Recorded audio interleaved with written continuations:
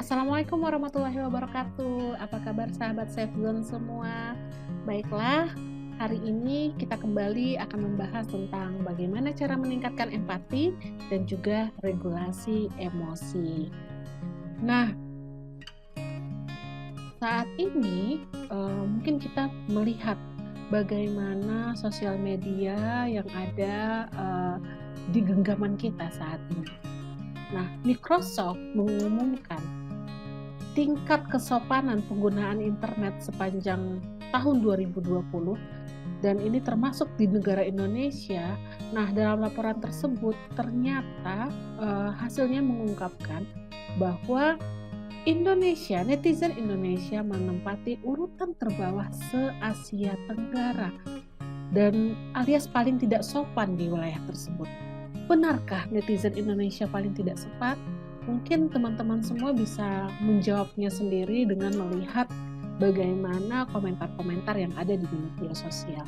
Nah, tentu saja kita saat ini akan mengevaluasi tentang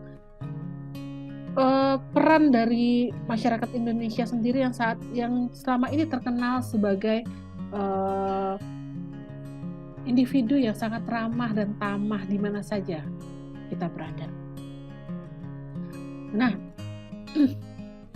pada umumnya, gejala masalah pribadi dan sosial saat ini juga tampak dalam perilaku keseharian. Gitu. Sikap-sikap individual, egois, acuh tak acuh, kurangnya rasa tanggung jawab, dan malas berkomunikasi dan berinteraksi merupakan fenomena yang saat ini sering kita amati. Bahkan ada ketidakmampuan seseorang untuk merasakan penderitaan orang lain dan menyebabkan mampu melakukan tindakan kriminal. Ya, banyak yang merasa dirinya paling benar dan bahkan tetap mempertahankan apa pendapatnya dan tidak peduli terhadap apa yang dirasakan oleh orang lain. Nah, singkat cerita, saya mendapatkan sebuah situs ya, berita online yang terjadi pada tahun 2019, di mana pada waktu itu ada seorang pemuda yang sedang berdiri di sebuah perbelanjaan ya, di sebuah perbelanjaan yang berkerumunan, ada di kota Bandar Lampung. Nah, di atas gedung perbelanjaan itu ada seorang pemuda yang bersweater hitam berdiri persis di tepi bangunan tersebut dan tanpa ragu. Nah, kemudian banyak dari warga yang merekamnya menggunakan telepon seluler. Bukannya berusaha untuk menolong, mereka malah memerintahkan pemuda itu untuk segera lompat. Loncat, loncat, ujar beberapa orang yang merekam. Nah, tak lama pemuda itu benar-benar melompat dan tewas mengenaskan. Nah, tentu saja hal ini menjadi suatu fenomena dan juga menambah daftar panjang kasus bunuh diri yang terjadi di Indonesia. Data dari Organisasi Kesehatan Dunia atau WHO menyebutkan bahwa ada sekitar 3 sampai 7 kasus bunuh diri per 100.000 penduduk Indonesia. Dan ini terjadi pada tahun 2016. Namun, yang perlu dicermati dari kasus ini adalah bukan sekedar aksi bunuh diri yang dilakukan oleh pemuda tersebut, akan tetapi sifat warga yang cenderung tak acuh dan malah menjadikan aksi tersebut sebagai tontonan. Nah, dari fenomena-fenomena yang kita saksikan, ketidakpedulian masyarakat terhadap apa yang terjadi di lingkungannya, ketidakpedulian individu terhadap apa yang dirasakan oleh orang lain cenderung menyebabkan manusia itu menjadi merasa dirinya tidak penting ya, bahkan ada keinginan yang menyebabkan regulasi emosinya itu menjadi rendah. Mungkin pernah juga terjadi ini di kalangan artis ya, yang melakukan bunuh diri karena ucapan-ucapan dari netizen. Nah, hal ini menunjukkan bagaimana seseorang itu tidak mampu untuk menghadapi permasalahan yang ada yang sedang mereka hadapi saat ini. Dan ini memperlihatkan regulasi emosi yang rendah yang menyebabkan orang tersebut sulit untuk menghadapi masalah yang sedang dihadapi, sehingga mengambil tindakan yang kurang tepat. Nah, dari fenomena-fenomena yang kita lihat tadi, ini menunjukkan bahwa kita akan membahas tentang apa itu empati, ya. Hal ini menunjukkan rendahnya empati di kalangan masyarakat Indonesia saat ini. Nah, sebagaimana yang kita ketahui bersama bahwa empati merupakan kemampuan seseorang untuk ikut merasakan perasaan atau pengalaman orang lain. Nah, di mana dalam empati tersebut ada beberapa aspek yang perlu kita perhatikan. Yang pertama itu adalah perspective taking, di mana kecenderungan seseorang untuk mengambil sudut pandang orang lain secara spontan. Nah, aspek ini merupakan kecenderungan mengadopsi pandangan-pandangan psikologi orang lain.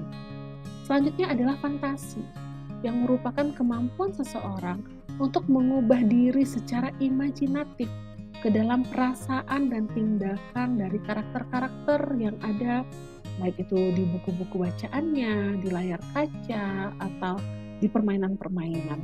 Nah, seringkali ditemui bahwa empati terjadi ketika individu melihat kejadian yang sesuai dengan fantasinya. Selanjutnya, empathic concern, di mana merupakan perasaan empati yang berorientasi pada orang lain dan perhatian terhadap kemalangan orang lain. Nah, aspek ini juga cerminan dari perasaan kehangatan yang erat kaitannya dengan kepekaan dan kepedulian kita terhadap orang lain. Nah, lalu yang terakhir yaitu adalah personal distress, di mana merupakan reaksi-reaksi emosional tertentu di mana seseorang merasa tidak nyaman dengan perasaannya sendiri ketika melihat ketidaknyamanan yang terjadi pada emosi orang lain. Nah, hal-hal yang aspek yang kita lihat ini mungkin banyak sekali kita temui fenomena yang saat ini terjadi, kurangnya rasa kasihan, rasa peduli, bahkan cenderung di saat orang lain menjadi susah, tidak banyak dari netizen-netizen itu sendiri malah menambahi bumbu dengan ucapan-ucapan yang cenderung membuat seseorang itu menjadi semakin down. Nah, tentunya hal tersebut berkaitan dengan yang namanya regulasi emosi. Ya, di mana regulasi emosi itu sendiri merupakan kemampuan yang dimiliki oleh seseorang untuk menilai, mengatasi, mengelola, dan mengungkapkan emosi yang tepat untuk mencapai keseimbangan emosionalnya. Dari kasus-kasus yang terjadi saat ini, terutama di kalangan remaja, banyak sekali kita melihat bahwa individu yang kurang mampu untuk mengelola emosinya, mengontrol emosinya, dan merespon secara tepat ketika dihadapkan pada suatu persoalan yang sedang menimpa mereka. Nah, mari kita lihat apa itu aspek-aspek yang ada dalam regulasi emosi itu sendiri. Yang pertama itu adalah strategis, ya, di mana keyakinan individu untuk dapat mengatasi persoalan yang sedang dihadapinya. Dia mampu menenangkan pikirannya dengan cepat dan tepat setelah merasakan emosi yang sedang meluap. Nah, yang kedua itu adalah goals. Dalam goals ini merupakan kemampuan individu untuk tidak terpengaruh oleh emosi negatif yang sedang dia rasakan dan dia pikirkan. Nah, sehingga dia mampu menetralisir emosi negatifnya untuk menjadi positif. Selanjutnya adalah impulse, di mana kemampuan individu untuk mengontrol emosi yang dirasakannya dan emosi yang dinampakkannya, sehingga mampu menampilkan emosi yang tepat dan tidak berlebihan.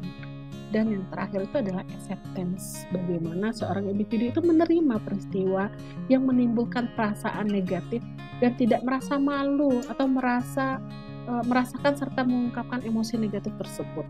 Ya, jadi ketika ada sesuatu hal yang buruk yang menimpa dirinya, dia cenderung menerima hal tersebut dan mampu merespon hal yang terjadi di dalam dirinya itu dengan lebih baik.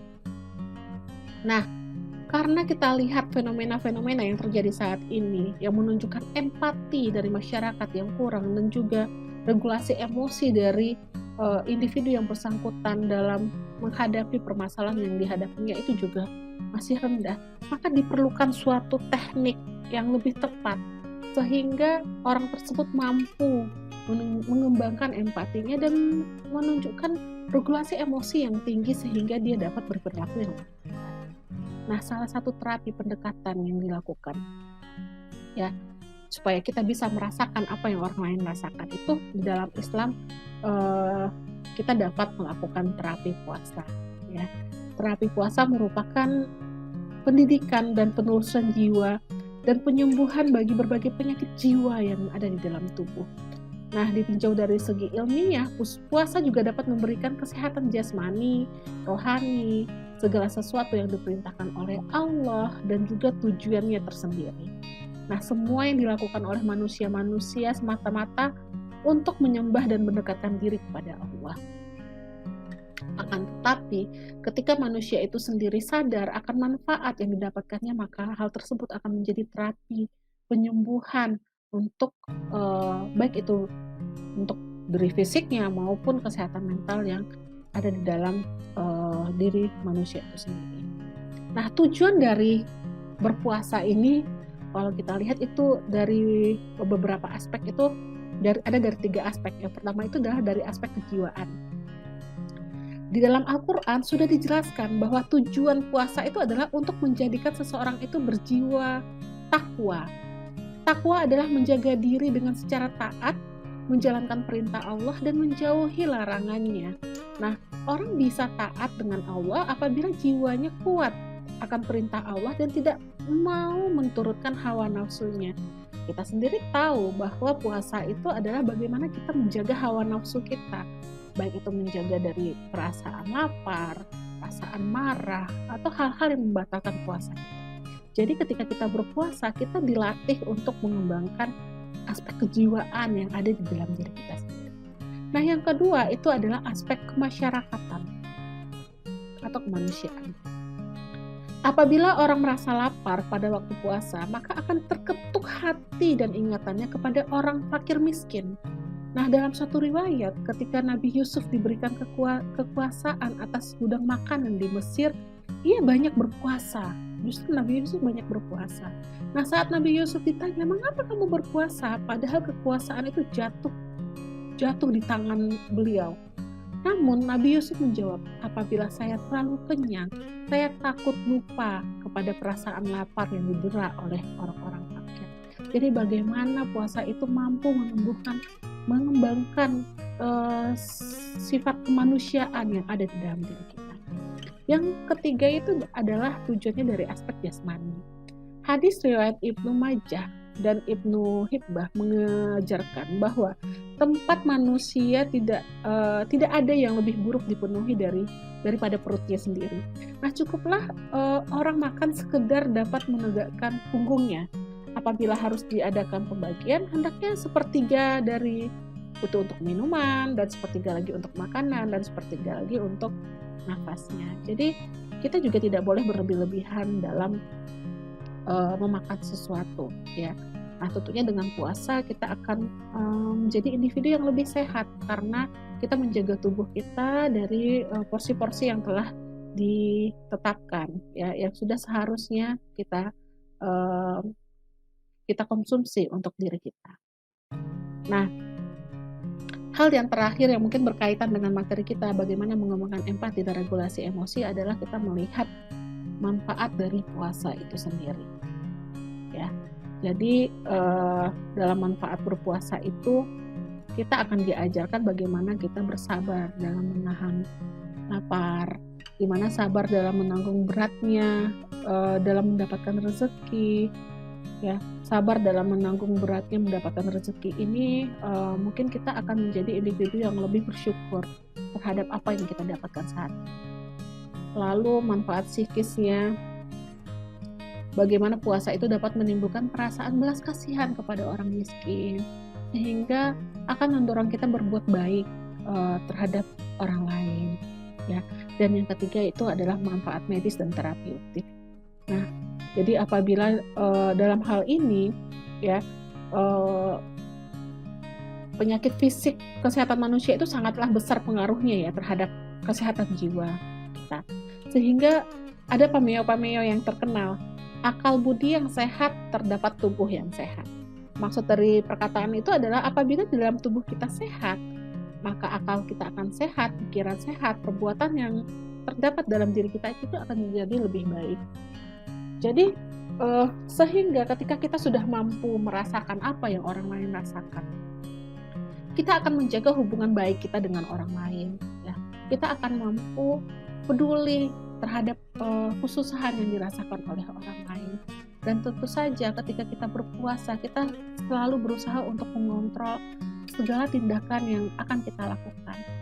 Nah, sehingga hal tersebut juga akan mampu meningkatkan regulasi emosi kita dengan baik.